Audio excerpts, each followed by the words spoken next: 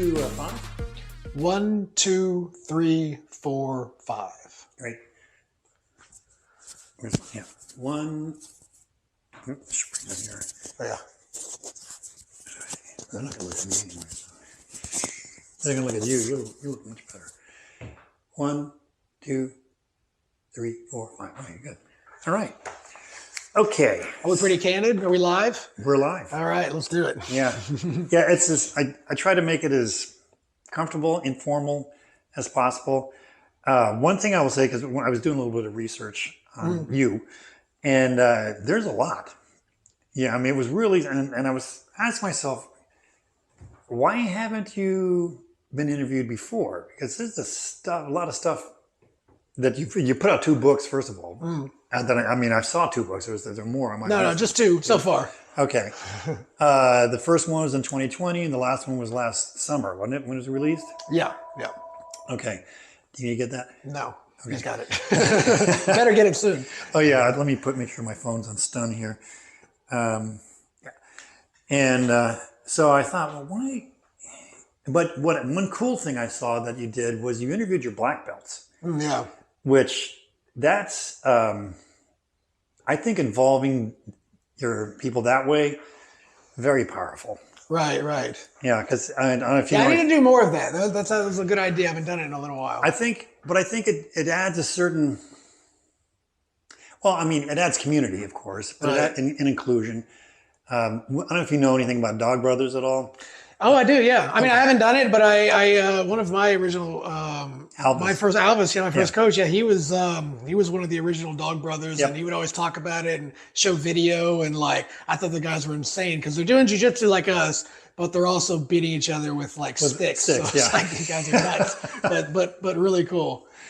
Well, yeah, and the thing I liked about it the most, because we started filming in the mid '80s. Yeah. Which is Precambrian. Right. Yeah. And so, and editing and everything was it was VHS right back then. So I mean, again, real primitive. But my favorite part was interviewing the players because they're the ones who are making it happen. Yeah.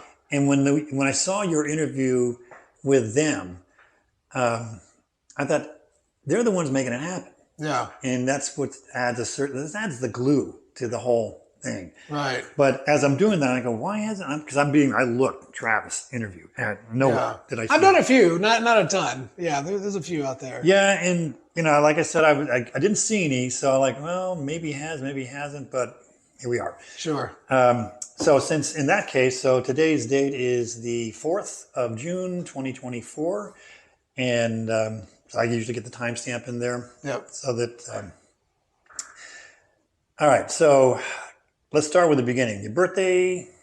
7/7/81. Coming up. Yeah. Okay. About to be 29 plus a few. No, about to be 43. So let's start with your martial art background. I know it's in the back of this here, but hearing it from you first. Yeah, I mean, I basically around 8th to 9th grade, I had a buddy who rented the first UFCs on VHS. I think it was UFC 2 was the first one I saw.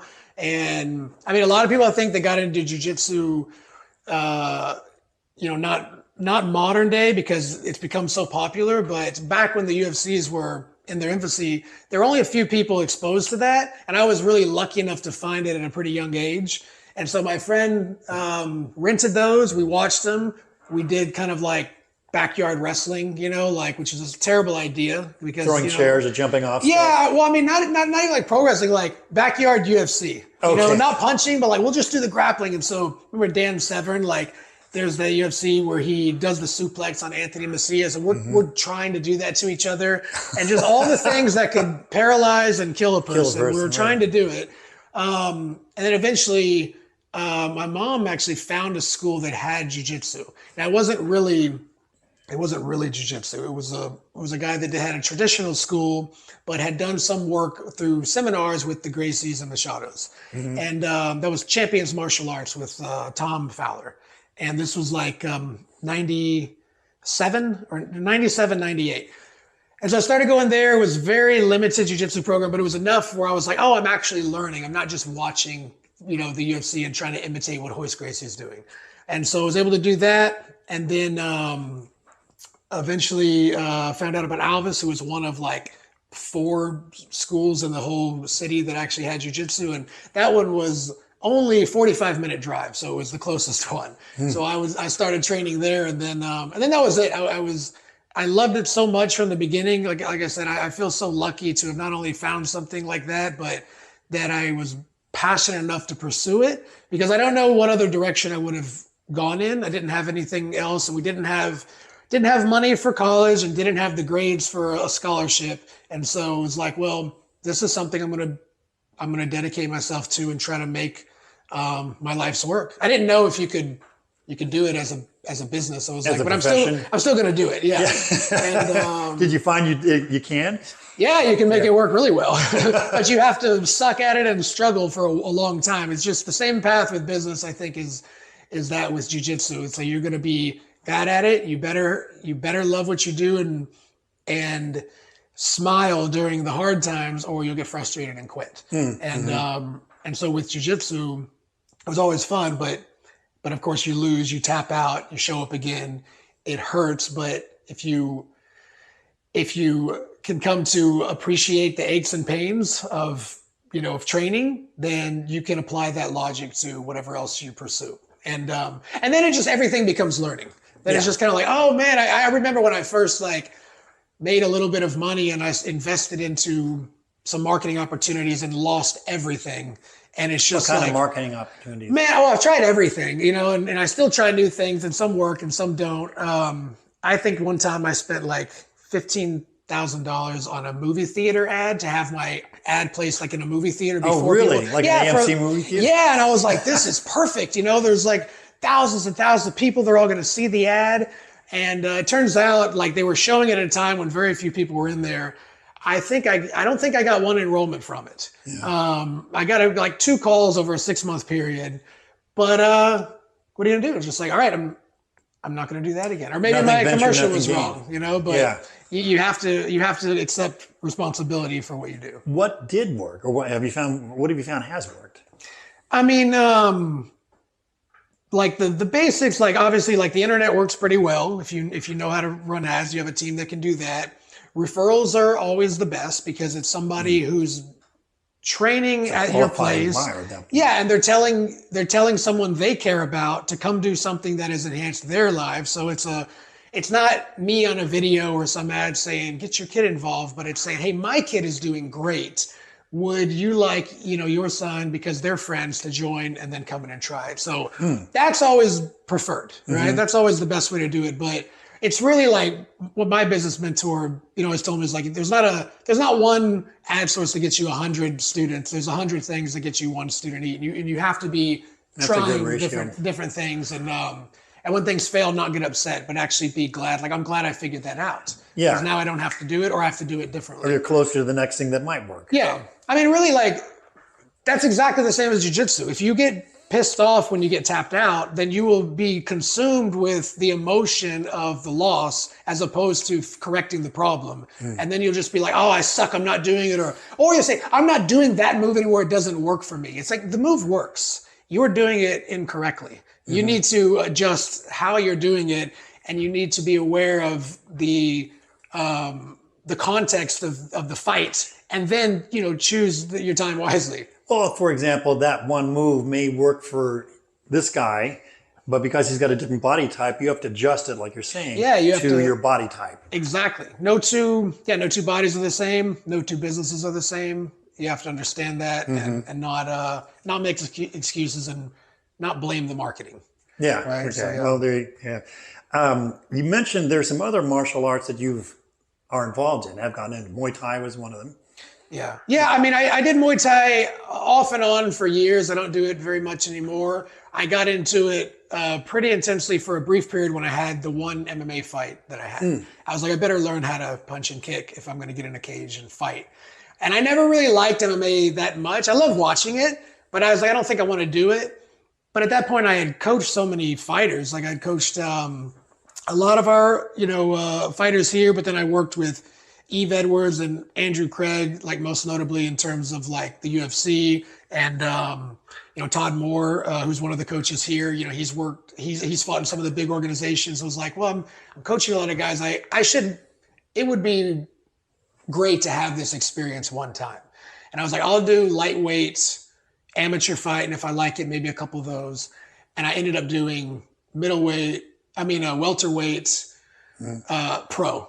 Because they just had trouble like finding anyone there. Yeah. And they're like, this guy will do it. He normally fights 185, but he'll drop to 170 for you. I'm like, but I weigh 170 normally. And and what's interesting about that is my opponent knew that I was a grappler, obviously, because I'm more known for that. It was a black belt, and so he was very prepared. I had a hard time taking him down, and didn't get to. When I did take him down, I didn't have a lot of time to work on the ground. And so I won the fight more with leg kicks than I did with grappling. Like I had the grappling exchanges that were pretty good, but my boxing was not good. But I could kick you in the legs. Kicking the legs, yeah. So that was it. It's interesting because Drew would talk about when he was coaching Philippe. Yeah. For example, Philippe was he's very strong on the ground too. Yeah. And he says you'll get to this point, and then after that you will have a hard time closing. Because everyone knows. Yeah, they know, and they don't have to. They can play the MMA game in a way that favors their strengths and avoids what you're doing. Because a grappling match, you both have to grapple, right? Just like in a boxing match, you both have to punch, right? But when there's an open-ended number of techniques and strategies that you could have, like in a real fight, that's why you saw so many guys in the beginning, like post Royce Gracie era, when people were catching on, like I can't get touched by the jiu-jitsu guy. I got to stay away. A lot of those jiu-jitsu guys got destroyed because they just came out with the hands out, throwing the Royce Gracie kick and dove in. And then people learned how to sprawl and punch. And then guys would pull guard, and they realized like it's actually not that hard to pull guard in a fight and just do whatever you want, because people learn posture and then they punched. And so there's very few people that are well adapted to do that. You have a few, like you had Damian Maia, and who could really use jiu-jitsu off of his back, but the pure jiu-jitsu guys that didn't learn the rest of the game tended to get beat up pretty good. Pounded. Yeah, I saw that too, and I was watching because when I was at when the first UFC came out, I was a student of Carlos and Higgin and Joe Jack back in California. And they're like, oh, it's our cousin is going out there. And he shows up in a gi. Right. And I'm like, everyone else is in Speedos or, like that. And like Ken Shamrock. Yeah, right. And so, and I met, because Ken Shamrock came to the gym about a month or two after that. Yeah. And just rolled with Higgin for Right. a while. But I remember looking at that and I thought, everyone's got no top on and just the Speedos. And I thought, I've done that. You stick to the gi like flypaper. Right. I said, that you can get away with. Yeah. But come the third, fourth, fifth iteration of UFC, people figured out, don't go to the ground with them and just pound. Pound. Well, during that era, no one was really a mixed martial artist. Right. Including the Gracies, because they had a system that was unbeatable compared to any other individual art, right? So it was just like, unless you got a lucky punch, which almost no one did that I recall, the grappler was going to grab you. So much easier to grab a whole body than it is to land a perfectly placed punch to the face. So if you didn't know how to grapple, you were going to get taken down and beaten. Nowadays, nobody who doesn't train everything has a chance. In other words, if you're not well versed at everything, you're not going to make it to the highest level. You have to be very competent in your striking, in your clinch work, in your wrestling, in your grappling. Which is a full-time job. It's a full-time job. Yeah, it really is. And they're constantly improving because the game is now changing where it's a legitimate, independent sport. It's not, no one's deciding if boxing is better than jiu-jitsu. It's like, well, no, in these rules, jiu-jitsu is going to win. But if you take that out, the boxer will win. It's like, no. You can do all these things. So you must improve and become competent in everything. All that, and imagine you throw a stick in. Yeah, exactly. yeah, that would change the rules too. Yeah, because now you have broken forearms, so there goes your grips and your punches. Yeah. let's talk about some of your instructors. I saw it here, but you talked about Alvis. You went to Brazil. Yeah. For how many years? I just went for a little over a year, about 14 months. Yeah. When I went to Brazil, I had different instructors. It was it was so interesting. It was like one of the best times of my life and some of the best training ever. But the structure was very sort of Brazilian culture. It was like show up whenever you want, leave whenever you want. Gis don't have to match. It's different now because things have grown and legitimate. More money. Yeah, exactly. But I remember back then it was just like you didn't know who was teaching or what you were going to learn, or you just knew that there were going to be a lot of really tough badasses there to train with and beat you up every day. And so I think as like a foreigner, you really had to take responsibility for getting the most out of your training. It's like, okay, I'm gonna be friends with that guy because he's got a body type and style that's similar to me, and he's better than me. I'm gonna ask him, how he's doing this. Yeah. And you just really tried to sort of absorb as much as you could independently with a lot of different people that you worked with. Not that the instruction, just from the class instruction at that time, I learned a ton of technique I'd never been exposed to. But the organization was just all over the place, but I like it, but I would never recommend anyone run a school like that. I don't think it would work in the States, and probably not even that much, as much as it did in Brazil anymore. But the memories are priceless because it was just so cool to be, immersed in that culture and not speaking the language and all that. I'll tell you a story, which I'm going to delete. Yeah. Actually, I'll let you have it, but I'll swear you're a liar if you throw it. Yeah. When we were training in the Machados, about every 6 months, right, our dojo would move. Yeah. And I always wondered, I said, well, the lease was this and that, and I come to find out later they weren't paying. Yeah. And I'm like, but they were a lot more structured than I expected. When we were doing the Dog Brother tapes, we would bring Carlos over to do his version. They were fascinated with the stick fighting. They were like, wow, you really do this. Yeah. And when I met Higgin and I met Carlos, Carlos did all the talking. Higgin barely spoke English at the time. Yeah. And so he goes, yes, we see this. That's pretty out there. We can help you with the groundwork. Right. Because we were total amateurs. Sure. It was amateur hour on the ground. I did some high school wrestling. Different. Yeah. And so fast forward about 2 years later, we get we got our script and everything done. We're filming, we're in the studio, and tape 5 or 4 or 5, whichever one we were doing it. We had like 2 days, and it's production time. The owners there, the Panther Productions. I don't know if you remember them at all. Yeah. That was their gig. They were the tape people, and they said, "All right, Carlos is going to be here." So Carlos calls. This is before cell phones. Had to go find a phone and put some money into it. From his home in Hermosa Beach. We're all the way down. We're like in Carlsbad practically, which is like going. I know where it is. Yeah. Yeah. And, that's right. You were down there. That's right. Yeah. We'll get to that in a minute. Yeah. And so he's calling, and we had it was about an hour before when we had, because you have to sign up for the time slot in the studio. Right. And he goes, okay, where's this place? And we're like. And Mark is talking to him. Mark is on the phone, and he says, well, here's the address. And I'm looking at Mark and says, are you fucking kidding me? Now he's asking? Yeah. I gave that to him 3 weeks ago because I trained with him. Right.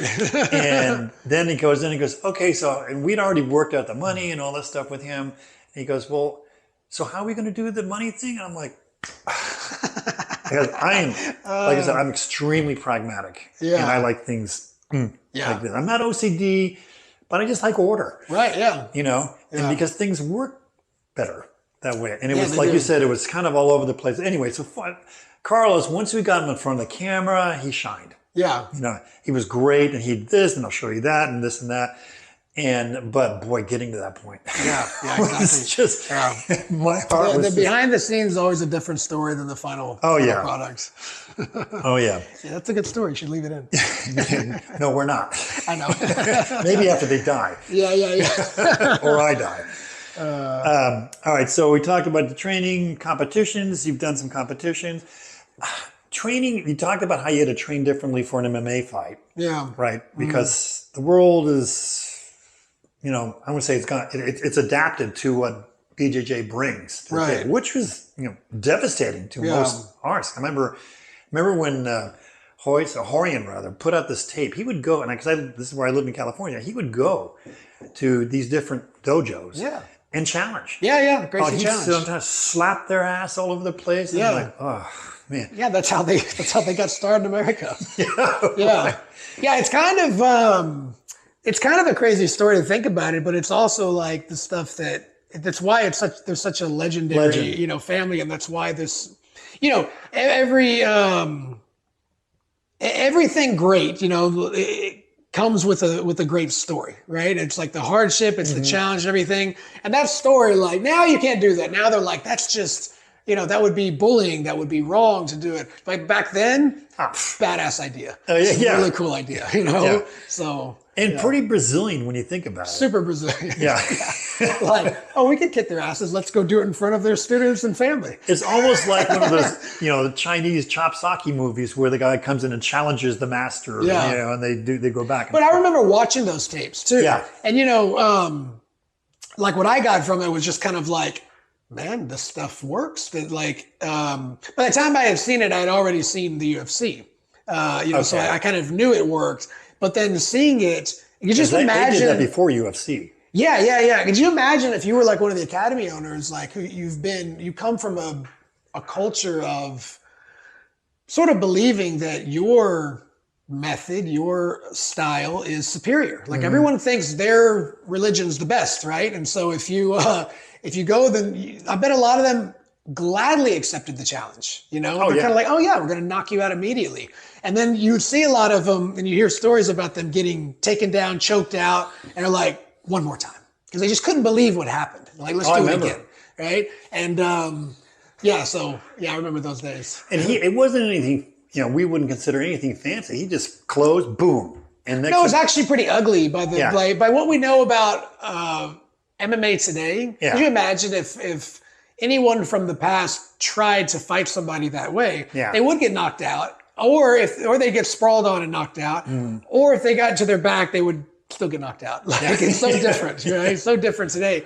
But if you don't have, the right tools, it doesn't matter how much you believe in what you're doing. You have to have the right tools for the job. Right. And so, and it'd be like comparing an NFL team today versus say the '60s. Sure. Technology, training, strategy. I think that's almost every sport. And you hear about, people from a past generation, just talking about like, name the sport. The football players of my day would have crushed these new guys, because these new guys, they're pussies and they complain and they're weak. It's like, yeah, but they got better tools. Yeah. And it doesn't make any sense that you have all the advantage of everything we've learned over history, plus the internet, that allows you to watch and learn as much as you can at a fast pace. Plus, you can hire the best coaches, and you don't have to like mail them a letter to Worst get case, contact. you can Zoom it. You can just, you can. So, no, it makes no sense. The fighters of today are better than the fighters of the past. The jiu-jitsu players are better. It doesn't mean that the last generation wasn't great. They had to figure it out through trial and error. But now there's so much testing that's been done that we have the advantage of what everyone sort of sacrificed and dedicated themselves to there before. I tell people, people are so lucky today, because if you go to any local academy, you could walk into a class and there's a good chance there'll be a black belt or even a few black belts on the mat. And when I started, there were I think Carlos Machado was the black belt in Texas. And there were a few. That was up in Dallas too. And he was in Dallas. So if you wanted to train with that level, you had to go to Dallas. And a lot of people did. And there were a few that would pass through doing seminars. But in terms of having that expertise, you had to travel, you had to buy videotapes and watch them and rewind them and watch them again. So, yeah. I'm going to stop this right now because the files get big and it's easier for me to transfer. Yeah, for sure. Let me stop quick.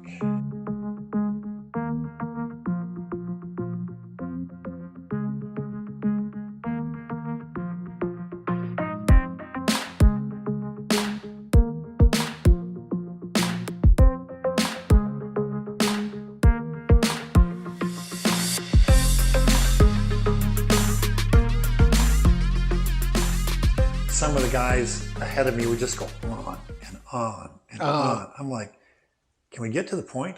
Right. Yeah. We're trying to hit somebody. Let's start with that. Yeah. You know? Anyway. Yeah. All right, back for more. Okay, I'm going to start this off. This is end of part one. The importance. I don't have to tell you this, but I mean, the importance of jiu-jitsu or any martial art, for example, for self-defense. Yeah. How do you explain that? I mean, because there's a sport, there's practicality applied, let's say. Because how do you approach that with people coming in here, or even explaining what we do here, what you do here? I think in terms of self-defense, the truth is, hopefully, you don't have to use this to defend yourself ever. But the weaker you are, the less competent you are defending yourself, the more likely you one day will have to. Meaning, sort of, bad people prey upon weak people. And there are tells to a weak person: their posture, their tone of voice, their demeanor. A confident person walks upright, they look you in the eye, they shake your hand, they speak with confidence. They don't get messed with that much. It's not that they couldn't. It's not that, anything could happen to anyone. It's that in terms of real self-defense, that's something that's not always discussed. It's, well, if they pull a knife, you're going to grab it like this. And if they punch you, you're going to defend it like this. And it's really, do you believe that you're competent enough to protect yourself and your family if something happens? And that only comes through training and repetition. And if you don't have that confidence, it doesn't matter if you've gone through a seminar. You're going to freeze the moment that you have to do anything. And so a seminar or a clinic is a great way to, give somebody a false sense of confidence and hopefully be the catalyst to get them to realize, I should do this ongoing. I should learn a skill set that I can use in a situation where if I'm in that sort of fight or flight response, stage and I have to react, I just react because I've drilled it and I've trained for so many hours and so many years. So I think that's what's really important, whether it comes to bullying or whether you're an adult having to protect yourself. But that's something that only comes through time on the mat and the realization of what is the reality of combat. We're talking about this with the Gracie Challenge. So many of those people had their reality destroyed when they realized I can't do a thing. I can't do anything. Versus if you're in here and somebody pins you and you have, I can't move. I can't do anything. This person's going to tap me and there's nothing I can do. But I can ask what I should have done. And then tomorrow I can do something a little different. And over time I become competent. And then pretty soon I become skilled. And then if I do it long enough, I will actually master this. And then there's a great deal of confidence that comes with just how you conduct yourself, how you lead your life. So I think that's something. I know that's not maybe the stock answer for how does it help you defend yourself? It's because you can take them down and choke them out. It's really, it puts you in a mindset where you're more self-aware. You're aware of your surroundings. You have the confidence to defend yourself and your family, and people don't mess with people like that nearly as often as they do. Look at the weak person. Look at the person distracted on their phone with their shoulders down, with their headphones on, with their wallet halfway out of their pocket. Easy target, right? So I'm not sure if that was your question. No, that does, because you brought up something that which segues into my next question here, about a false sense of security sometimes. Because we've both seen academies, dojos, what do you call it, give you this sense of, if someone pulls a knife, I'll do this and I'll woo, woo, woo, woo. Yeah. And as a knife guy, I'm like, it's a dream. Yeah, it's exactly. It's barely even that. Right. It'll never happen. Yeah. So what I run into from time to time is people saying, well, what is the point of learning a martial art anyway? Right. Because most of it's fantasy, and besides, shit like that, Sorry. Stuff like that. I don't mind. I know he doesn't mind, but our viewers at home, stuff like that, just let the police handle it. Let the government handle it. It's just, don't bother. It's not here. Just let them handle it. Yeah. Response. Right. Yeah. Are you talking about response to the person that says that? Yeah. Yeah. I mean, yeah, hopefully they will handle it, but it may be too late by the time they intervene, right? And there's so much that goes into, if you become a competent martial artist, your entire world will change and everyone around you will thank you for that. And that is because? That is because you've armed yourself with skills they're rare, but there are tools that you can apply to your relationships. You can apply them to your career, your business, your work, and you could actually, like, I don't want to overshadow, like, that you could actually save your life. Like, anyone who says, like, it couldn't do anything. Yeah, there are situations where things will never happen, but I think it comes back to what I was saying, just a moment ago. It's like, just imagine if the majority of people walking around on the streets were confident and competent. Mm-hmm. I wonder how you would measure.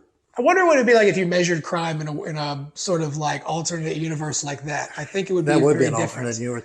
Well, let me ask you this though, but yeah, you've been around long enough. We both have been around long enough. I just get the sense, and it might be my paranoia. I just get the sense that there seems to be an attempt to make people more vulnerable. Oh my gosh. We could talk about this for hours. Yeah, well, we only have like I know. So much I'll try to keep it short. I hate it. I think it's. Do you feel it though? Oh, it's impossible not to. I think there's It's bizarre to me too. Not only do I think it's wrong, I find it so strange. Like it is, it's like the attempt to sort of indoctrinate people into believing that you are not responsible for yourself. You do not need to become strong because we'll do it for you. We'll do it for you, and we'll take care of you. And there's something beautiful about being weak and vulnerable.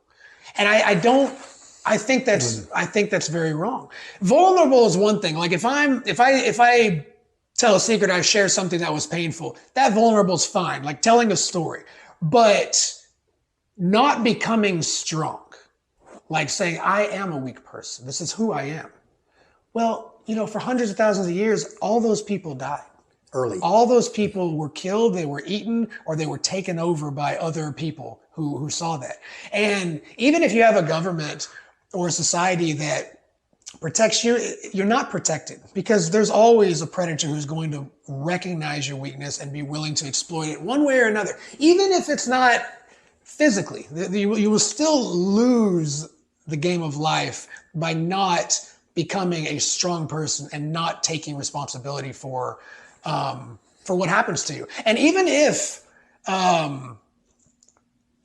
like, I'll put it this way, like some people have had the darkest, worst lives, and the things that happen to them, whether their parents are abusive or they're molested, just all the terrible things that happen to people, that was not their fault. But that still doesn't solve their problem. It's like the only solution, and it's unfair, but the only solution is you have to step up and say, I am taking full ownership of this, and I'm going to go in this direction. Because the people that hurt you are not going to save you. The government's not going to do it. All the people that pat you on the back and say, it's not your fault, it was somebody else, and you just need to be, they're not going to do it. And I wouldn't trust them if they said that. And so even if it is unfair, there's no way out other than to say like, okay, I'm going to be the one that fixes my problems and I have to own it. And I cannot just like point the finger at somebody else. And people do that. It's like the concept of forgiveness is so great because it allows you to get past the thing that you hate, the thing you're angry at. So if it's your parents, if it's like an ex spouse, or if it's somebody, some former employee or whoever it is, it's like at some point you might say, yes, they were the reason that I was hurt, but now I don't want to be hurt anymore. I don't want to be a victim anymore. I don't want to be this weak person, because the last thing I'll say, I understand it's tempting to be a victim because you get coddled. People say it's not your fault. Today. Yeah, especially today, and it's comforting, and when we like the attention that comes with that.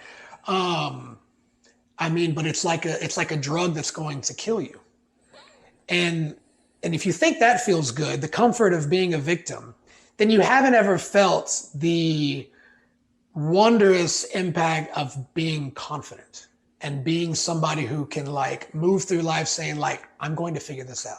It doesn't mean you do it, you don't do it alone. You get help from everybody. I've done nothing alone in my life. I always had help, and I had mentors and I had coaches, always. But in the end of the day, you're like, okay, this worked. That's good. This failed. I need to fix it. Not it failed because of this person or that person. So that should be the goal, to become that kind of person. Cool. All right. Sorry. That was good. It gets me upset. It's interesting because I've asked people the same question. Yeah. And the response is real simple, because most martial artists who do this are adamant about, taking care of themselves and not relying on some external force like the government, for example, and we have a lot of police guys in our group. Right, yeah.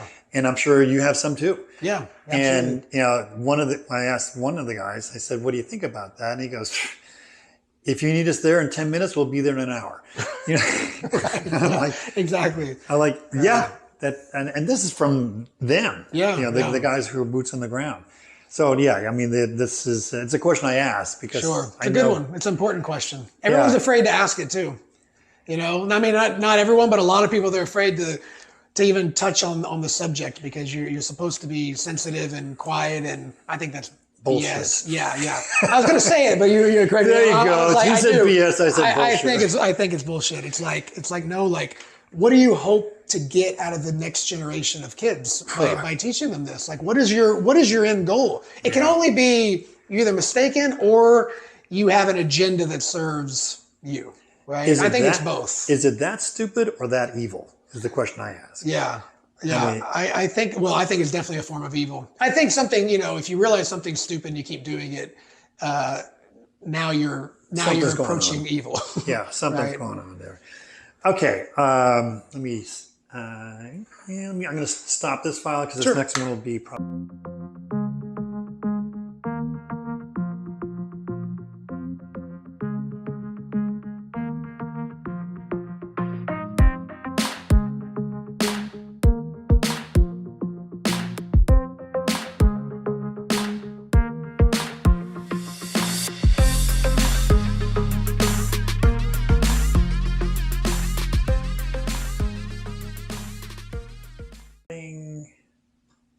Ta-da.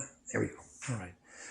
Okay, so like I said, I'm really surprised you haven't been interviewed to any extent. Other than maybe something informal, because you got a lot of stuff out there to be interviewed on. When I was looking at first, of course, I read this book right after you signed it, and true story about this book. Travis went down to his. I was the only guy in League City who didn't know I was getting a black belt. Yeah. And I was we tricked you pretty good. Yeah, it was. And the hardest thing was that Nico told Angel, my wife, in June. Yeah. That he's going to get his black belt. How she sat on it. Yeah. Wow, that's impressive. I was impressed. I was impressed. She asked me I think it was like a month before we had dinner. She said, "When do you think you're going to get your black belt?" I go, a couple of years. That's like in the horizon somewhere over there. Anyway, so Travis comes in, has some of his stuff up there, and I saw the book, and I go, I love to read. Yeah. And so I picked the book up and said, hey, sign my book, right? Like a fanboy. And so he goes over, he kind of grabs, he's looking at me and kind of waiting. And so, I'll change over here. And he's like this. Yeah. I'm like, oh wow, it must be really cool. Yeah, yeah. I didn't look at it until afterwards. Then when I read, oh, Yeah, yeah. I remember when I wrote it, yeah, because it kind of revealed what was happening, and you didn't know what was happening. I was like, I got to make sure he doesn't read this before. No, it was good. I mean, and I just stuck it in my bag at that point, so I'll look at it later. But anyway, so I read it on the way to Hawaii from my friend Bert I was telling you about. Yeah. A couple of weeks later. It's an easy read. Yeah. And it's basically two stories, I would say is probably the best way to put it. Yeah. One is a lot of it's the first half is the philosophy, which is probably what I'll talk about mostly. But the second half is your experience in SEAL Fit. I think SEAL Fit, yeah, yeah. Yeah, SEAL Fit and the event they had is the Kokoro. Yeah, so the two stories, one is like the stretched out, long version of sort of jiu-jitsu over the span of, several years. And then the Kokoro is just one event that's 50 hours long. So that's just kind of like all the lessons. And I thought it was kind of an interesting parallel between the two because they're not really related. But I'd done both. So I found the connection and the concept. Well, they're related in terms of, like what you get out of them. But I don't think most people, the two don't go together, often in a conversation. But the experience and probably, for lack of a better word, the spiritual development. Yeah. It's a good character really development. Way to put it. Yeah, absolutely. That you get, 50 hours, I don't think you slept, as I recall. No, you don't get to sleep at all. There's one time where I thought we were going to sleep because we had to take a bus ride from Temecula to the coast, which is to Encinitas, which is not far from Carlsbad. And that's about a 45-minute drive, I think. And I'm like, well, we'll get a nap here, but they don't let you sleep. First, they put you in a kid's bus. So it's like you can't sit. So your knees are like here and sideways, right? And you're with another person and you have to keep your ruck on, which is a big bag, filled with sand.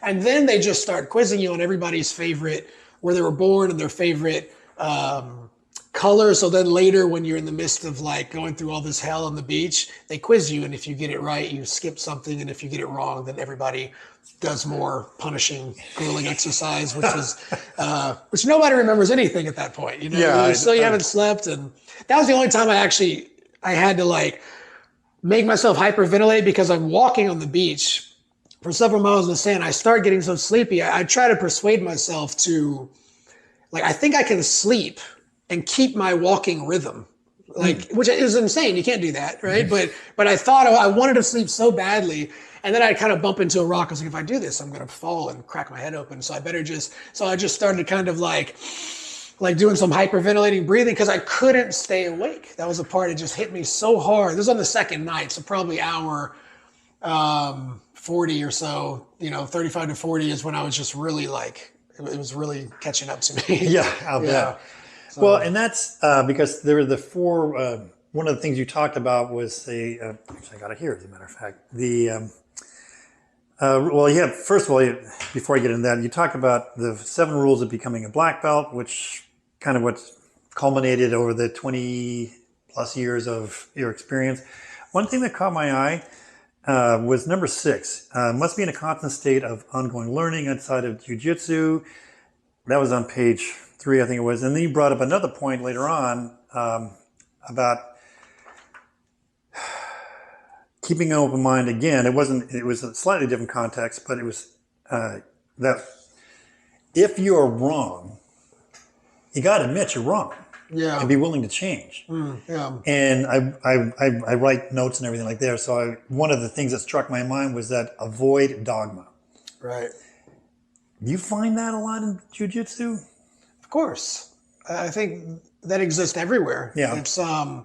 It's natural. Everyone has it.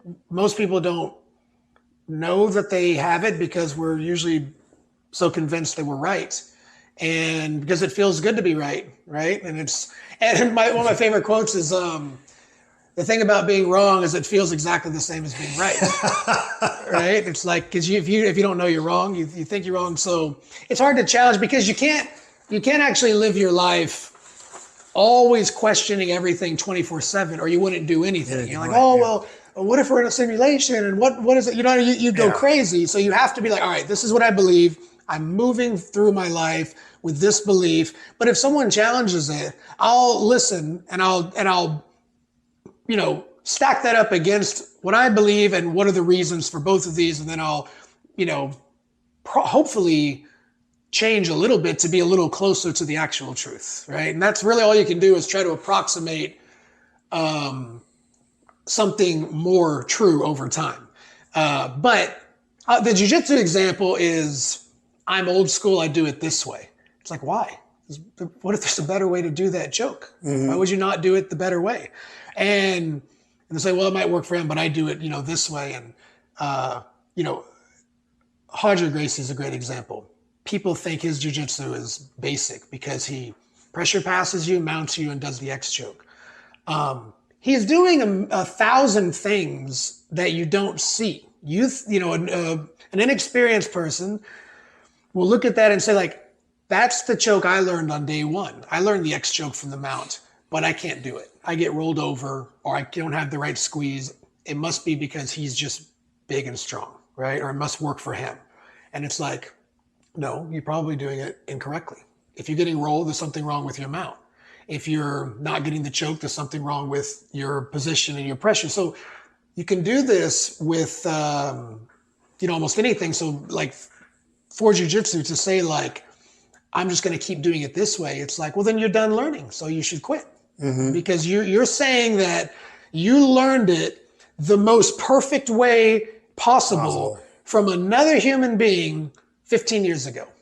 And they were perfect back then, and nothing has changed, and you've got the perfect. It's insane. Like, we wouldn't do that with, I guess you can do that with anything, but you wouldn't do that with technology. No, you want to drive a safer car, right? And so you get that one. You're like, I like the old school engine. It's like, yeah, but you probably feel safer with the cab driver in the safest rated car, right? So you don't want him pulling up in the truck that you had when you were 16, right? It's like, so it only makes sense that there's more knowledge and technology. We have the advantage of everyone who came before us handing things down. It doesn't mean they got it right. It doesn't mean that our new version is the best way, but you should always be open to kind of challenging whatever you believe. That's tough because again, you have to get through life sort of like believe in some stuff. Yeah, but, and there's a certain amount of ego you have to overcome as well. Yeah, which believe me, again, jiu-jitsu is no different than Filipino martial arts because there you have people who are on islands. Yeah. And they were king of the hill on that island. Now, the island might have been as big as Galveston. Yeah. Well, that's the whole concept, like the island concept. If you're from a small town or a small academy where you never compete or train with anybody else and you're the best one, it's like, yeah, you must know all the best ways of doing something. Yeah, well, and that's funny. But in jiu-jitsu, I think jiu-jitsu is kind of lucky because when it came to America, it was forced to evolve. Yeah, because they were the top dogs in Brazil. Sure. And then when they came here, the first 4 they kicked ass because everyone's like, whoa. Right. And then people started catching on. Yeah. And that's where I go back to what Drew says. Yeah, it'll take you up to this point, and then after that, you better be good at these other things, punching, kicking. Yeah. Well, and jiu-jitsu really is it's really sort of a melting pot of martial arts ideas. It's not a singular thing. It came from judo. Judo came from traditional jiu-jitsu. Judo was an adaptation. The Gracies took judo and spent some more time on the ground, modified some of the techniques. Holes Gracie Sr., before he passed away, he would train sambo and wrestling and judo, and he would enter competitions in those. And then they all, would do, some form of like mixed martial arts competition. So to say this is one style is silly, right? Now jiu-jitsu is, now you have the no-gi game and the leg lock game, which was really taboo a very short time ago. And now you have people that both pull guard and just entangle each other's legs. And that's like the whole match. And some people, don't like it. But when someone taps out, you have to say that's an effective tool, right? It's like with the leg lock game, it's like, I'm old school, I don't like the leg lock. It's like, well, if we were fighting in a real match and you break my arm, I can still chase you down and kick you and punch you. But if you break my leg, I can't do really anything, right? And so everything is always growing. It's just, through marketing, you have this is our style, but not really. It's everybody's contribution. Yeah, and I remember when with the Machados, they didn't show any leg stuff until you were, I want to say a brown belt. Yeah. At that time, again, this is like early mid '80s, late '80s. Yeah. I got my blue from Carlos, and I got my purple from Higgin. Yeah. And then at that point, unfortunately, my work took me away from everything. And when I came back, they had moved yet again. Yeah. So things had changed. So, all right, I'm going to circle back to one of the points you brought up here and highlighted 4 laws of mental toughness, breathing, positive self-talk, visualization, micro goals. Yeah. The micro goals to me, when you put us, man, you are preaching to the choir. Right. Because that is real big. But the other thing was breathing. Right. And breathing, people underestimate, I think, breathing. Yeah. And your whole, like several pages on just breathing techniques and stuff like that. How did you get to that point? Oh, I got this directly from being involved with the SEALFIT. This comes straight from them. And that's something that's adapted from the actual Navy SEAL training, right? It's because those guys are sometimes faced with the most stressful situation where they could die, the people they're trying to save could die, their teammates could die, and they realize going into it that their chance of success comes down to being hyper-focused on the mission and what they're about to do. And so they teach them ways of regulating their sort of emotional state. And for most of us, we don't have to, nothing's life or death, but a lot of people still feel like they're in a life or death situation because they got into an argument with someone, or because they didn't get promoted at work, or because they just got, some bad news, or they're stressed out. And really what I think is so important about this is that you can change your emotional state by changing the way that you breathe. And it's not some mystical, like Buddhist monk idea that's like supernatural. It's like, no, you can hook somebody up with some wires and you can measure their brain waves and their heartbeat and their blood pressure, and you can see how it changes when they engage in this focused breathing.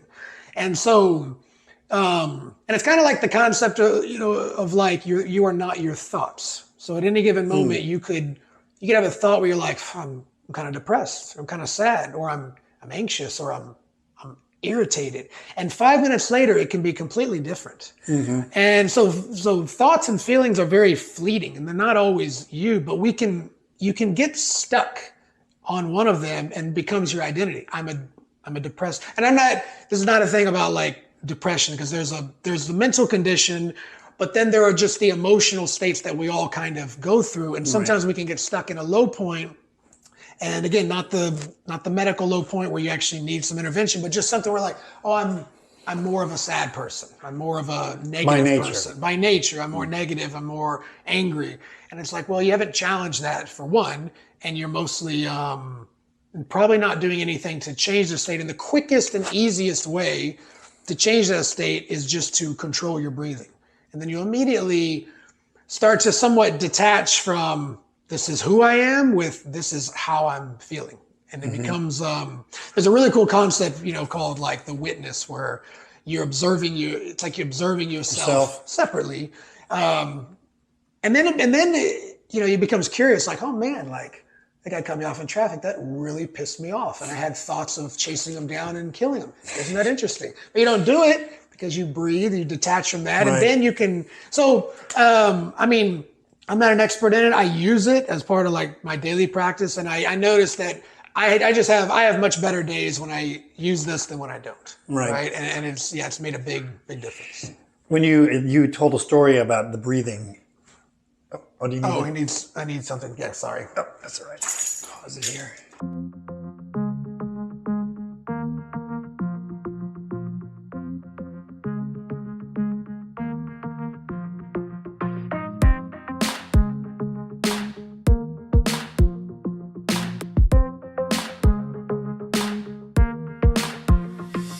Made me think of positive self-talk. So have you found, prior to let's say someone comes in for the first time and they have this self-image kind of a dark or just not positive, Right. doing this and doing some of the things that you do here, morphs change, or in how long, or what process does it take to get to that point where they start thinking of themselves more confidently?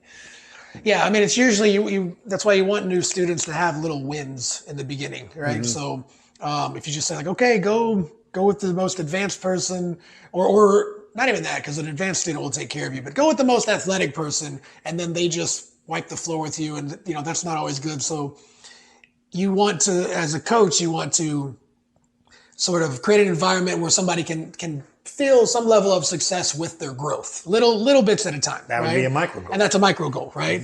And but the positive self-talk is something that every individual has to do. Now, you can speak positively to someone. I think it's much harder for us to do it ourselves. And so when you recognize that somebody is more openly negative, it's really just kind of, I think, challenging why they're doing that. I think I know why they're doing it. I think it's a very natural part of like sort of our evolution and adaptation, because it was very useful to be pessimistic a long time ago, because otherwise you got eaten by a big cat or something, right? So you had to be pessimistic. So you can't say like, today's going to be a great day, and then you go out and everything wants to kill you. Yeah. But we're still like that, and nothing's really trying to kill us, but we still have that kind of pessimism, but it doesn't serve us the way that it used to. And the most successful people tend to be very optimistic, even though, and this is a weird statistic, but pessimistic people have a more accurate view of the world. But optimistic people are happier, they live longer, and they tend to accomplish their goals at a much higher rate. Yeah, they get more done. And there's a guy I follow, like business guy, he's talking about this, and he says like, I forgot how he said it, but it was like, in today's world, the Senate gets to be right, and what was it? Hold on. The Senate gets to be right, and the optimist gets to be rich. It's basically like, some of your thinking in positive thinking is a little bit delusional. It's a little delusional to believe that you're going to do something greater than normal, greater than average if you're an average type person. But the average person is not optimistic, so it actually makes sense. And so when you can shift your way of thinking to be more positive thinking more often, then you start seeing little changes. And I don't like you remember that book, The Secret, back in the day? Yeah, that goes way back. Yeah, I don't like that idea at all. I don't like the idea of just sit around and just breathe in the positivity and then money and women and greatness flow to you, because then you're saying, no, you have to go to work. Like go do stuff. Well, but the idea of like, I'm going to suck, right? I'm going to lose this match, let's say for a jiu-jitsu match, versus, I'm fighting the best guy in the world. This is going to be a big win for me. That little shift, this one is more likely to produce a better outcome. And then whatever happens, happens. But the more you do that, the more things the odds tend to increase over time.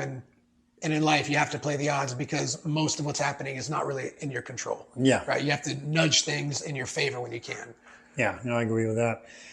Yeah, that's, I like the when I was going through this here, I said, boy, like I said, we need more time.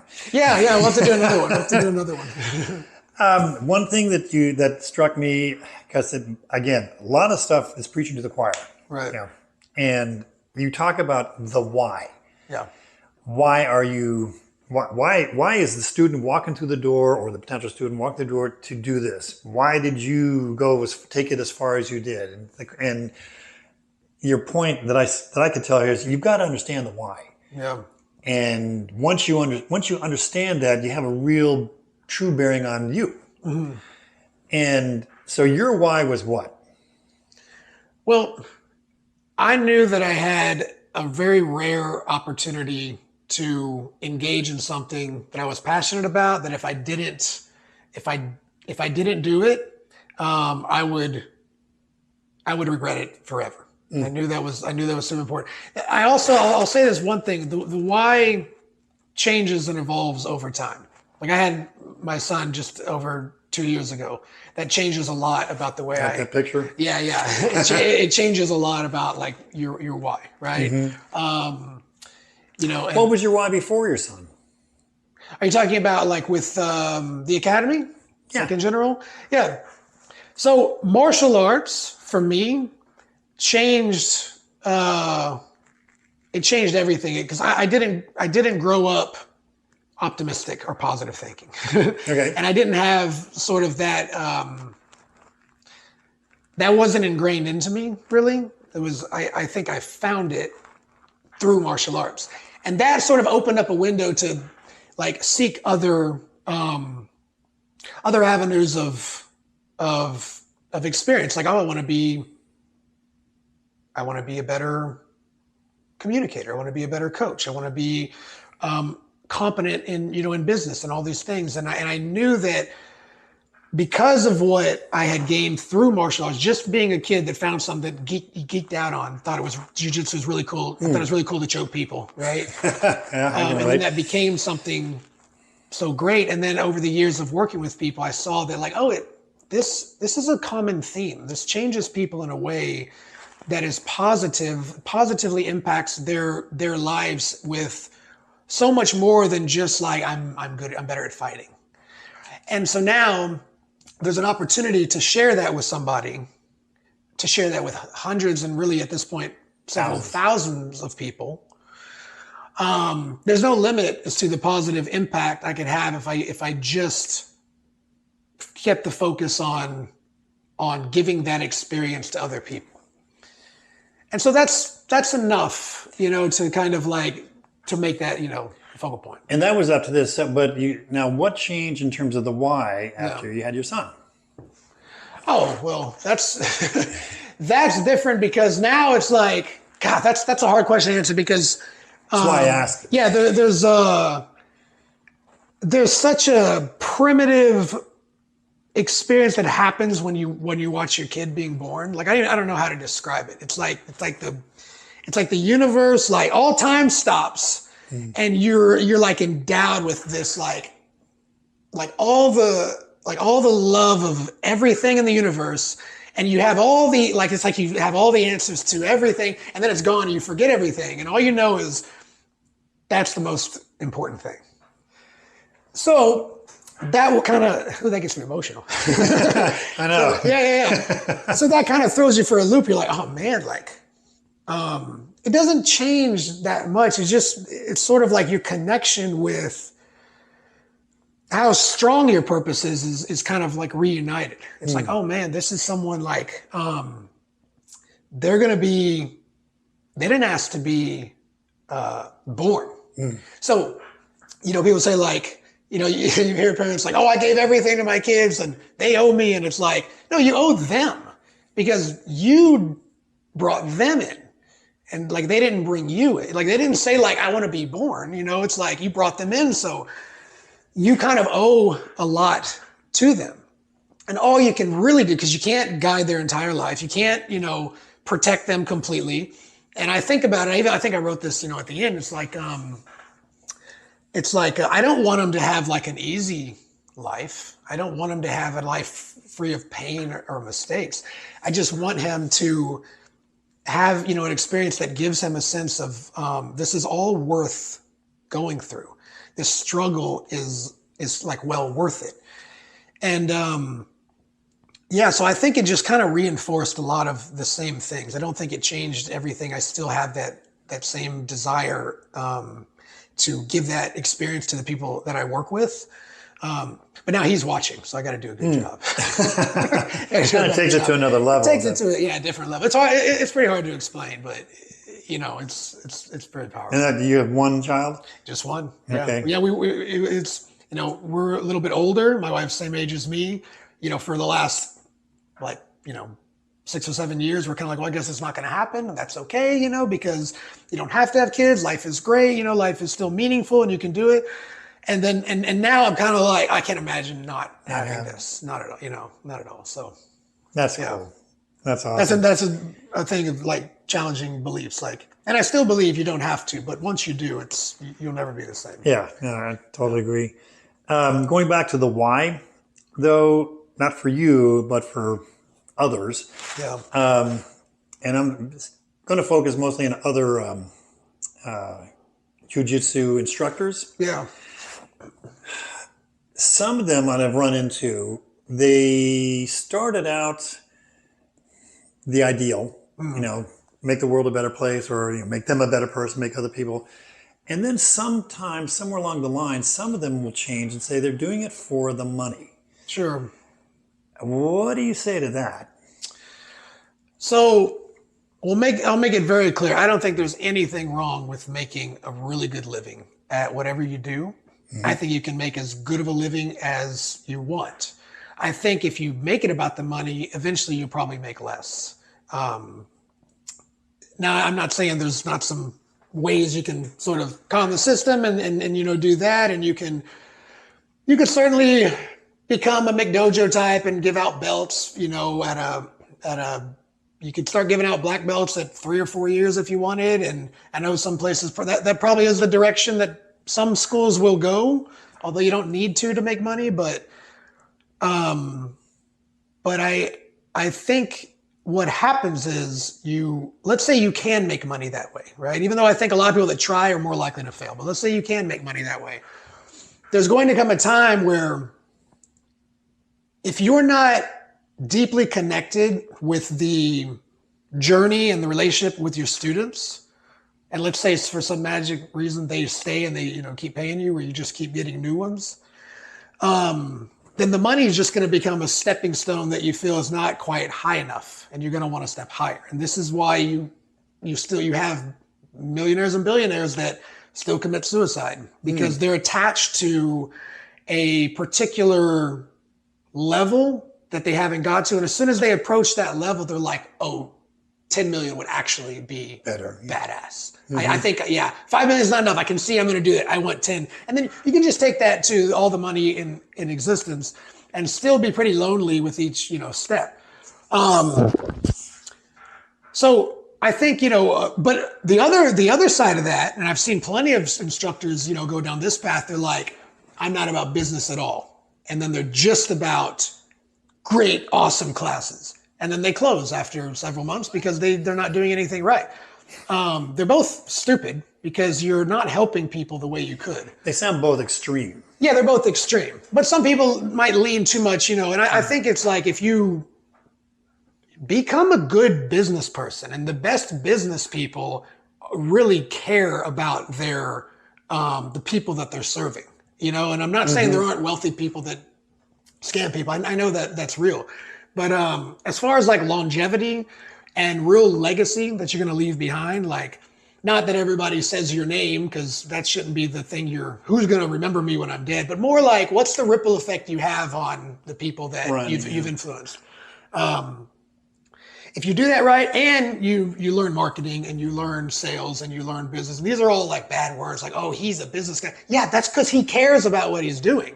Like if you think that what you're doing is valuable to the people in your community, and you're not shouting at the top of a mountain, like, come try me out. If you're not trying to get people in there, then what are you doing? Like that's, you're supposed to be trying to serve as many people as you can.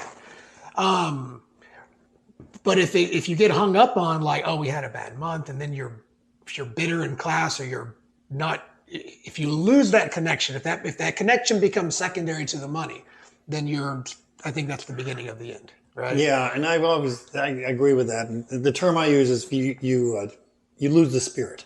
Yeah, and you see people like that. They're like, oh, another damn day. Yeah, it becomes work. Yeah, it becomes work, and I get that. By the way, I'm not saying like I never have days like that. Because there are days like, man, I'm feeling a little burnout, and it's usually it's not the business. It's usually a combination of life going on, like. And what do you have to do if you're an instructor? Like, you can't just walk out and be like, oh, man, I'm having a crap day. You have to be like, hey, how you doing? You shake everyone's hand. You smile, you bow in. This is going to be a great day. I'm so glad you're here. So you're still a human. It's not like you're actually always that character. But if you force yourself to be that way, then pretty soon it just becomes real. Because at your core, if that's really who you are, then if you have to fake a smile for 3 minutes, pretty soon you look around and you're like, that's pretty awesome. No matter how many days in a row you've done it, it's still a new experience for somebody else, and that should be what it's about. It's like, So in a way, you got to discipline yourself to just do it. Yeah, you have to get the job done. Yeah. It kind of goes back to, and by the way, I've broken all these rules, and I'm still human, still like make all these mistakes sometimes. But it goes back to the idea we were talking about earlier about kind of the victim mindset. Like it is alluring. Like it is enticing, I think, subconsciously to be like enabled.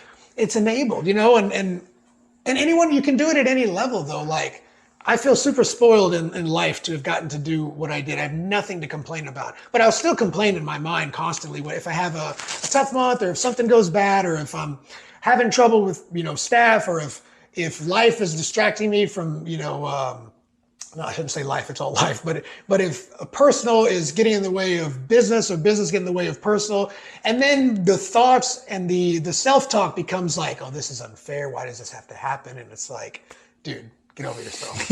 Like, you're fine. Get over yourself. Yeah, that's the positive self-talk. And go give your team your very best today, and don't make it about you. Your problems will still be there, but you have an hour and a half or a couple hours to be involved in something you love, you believe in, and is going to greatly impact everyone that you work with today. So don't screw that up. Go do it the right way. Let's end on that. Cool. That was awesome. Thanks, man. Yeah, that was great. That was fun. Yeah, I enjoyed it. And I appreciate the candor. Yeah. Because that's very good.